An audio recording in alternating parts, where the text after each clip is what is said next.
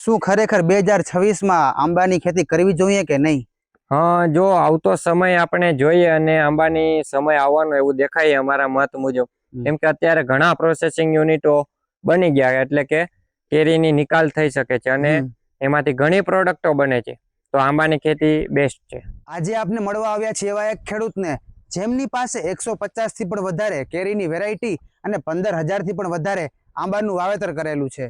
મારું નામ સુમિત વેકરિયા. હું આજે રતાંગ ગામેથી સુમિત બાગ નર્સરીમાંથી વાત કરું છું. એક હેક્ટરમાં આંબાનું વાવેતર કરવું હોય તો અંદાજે કેટલો ખર્ચો આવે?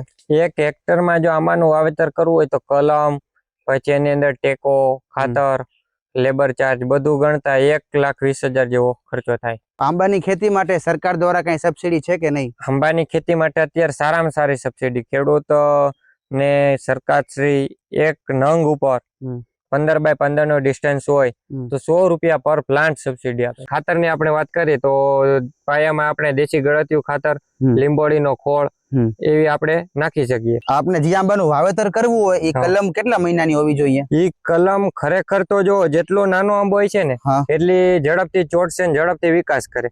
તો એ કલમ વર્ષ દિવસથી અથવા 1.5 વર્ષની હોવી જોઈએ. એક કલમ તૈયાર કરવા પાછળ કેટલો સમય અને મહેનત લાગે? એક કલમ તૈયાર કરવા માટે પેલા તો અત્યારે બેગો ભરેલી હોય એટલે એની અંદર ગોટલીનું રોપણ થાય, પછી એમાં આઠમ ઉપર ગ્રાફ્ટિંગ થાય જે તે વેરાયટીઓનું, અને આ ટૂંકમાં 1 વર્ષ પછી જે ચોમાસું આવે એમાં આપણે સેલ કરી શકીએ. એટલે 1 થી 1.5 વર્ષ જેવો સમય લાગે. તો આ HDP અને UHDP શું છે?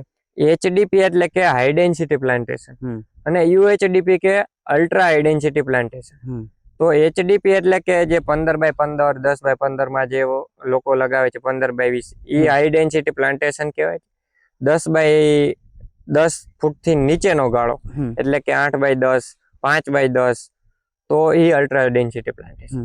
તમારે કેટલા વીઘામાં વાવેતર કરેલું છે? મારે 150 વીઘામાં આંબાવાડીઓ છે અને 15,000 પ્લસ મધર ઝાડ એટલે કે આંબાના સાઇન લેવાના ઝાડ છે અને ફ્રૂટ પણ એમાંથી આવે.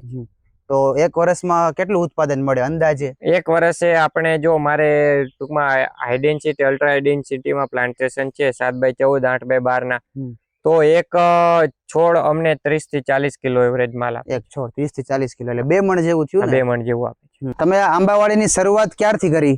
આંબાવાડીની શરૂઆતની વાત કરીએ તો મારા દાદાએ શરૂઆત કરી હતી 1999 ની સાલથી આ અમારી નર્સરી કાર્યરત છે. કઈ રીતના જોડાણા આમાં? મેં ફૂડ ટેકનોલોજી નો અભ્યાસ પૂરો કરીને હું છેલ્લા 2 વર્ષથી આ લાઈનમાં જોડાણો છું.